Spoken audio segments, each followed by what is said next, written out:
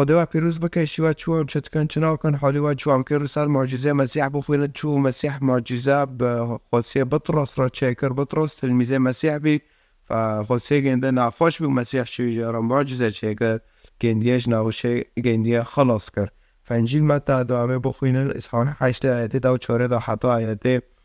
7 دبي وذهب يسوع إلى بيت بطرس ووجد حماته طريحة الفراش تعاني من الحمى فلمس يدها فذهبت عنها الحمى ونهضت وأخذت تخدمه. فقط مسيح بدستی گنده گرد و نخوشه گنده سر گنده چو نخوشه گنده جی حمیو بی فمسيح دفرده معجزة شاكر بگنده را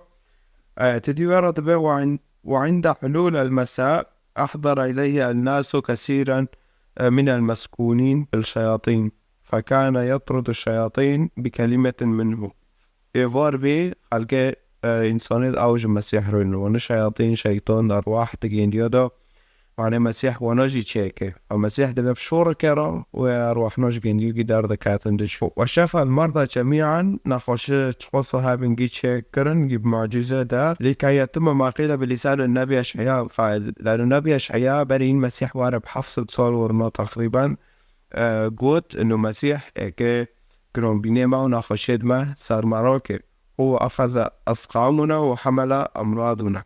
مسيح جيل صار مرضى كي تخش مسيح ونيجي ببجت ناقشتها بناقشتها تشيبه إنه مسيح هو الشافي هو لأنه هاو لأنه خداب مسيح تجسد كريو وكورد كثر عادة المشكلة جام كده تناقشت ناقشتها بملو بناخذ ونجيبه كي فخدا اشتبر حظك أو صار عرضه حقيقة نهاية هذول صار صليبه فقط دليت هذا خوازه اگر تدلی خدا گنده در وزری تاب تاجر که و قصواتی تا نافشه تا ایگی سر تارا که اره لانو خدا حس کرده خدا نه تشقاله دارم فایمونه تب یسوع المسیح تا خلاص دکه بخوین انجیل جام تا انجیل تنه خبر مده ازش تارا مجانی بشینم و با خدا کملار در باز حیاتی تابه و چه سر دلی تعیش خدا بفازه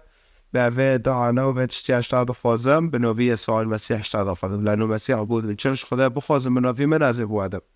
آره و خدا وارده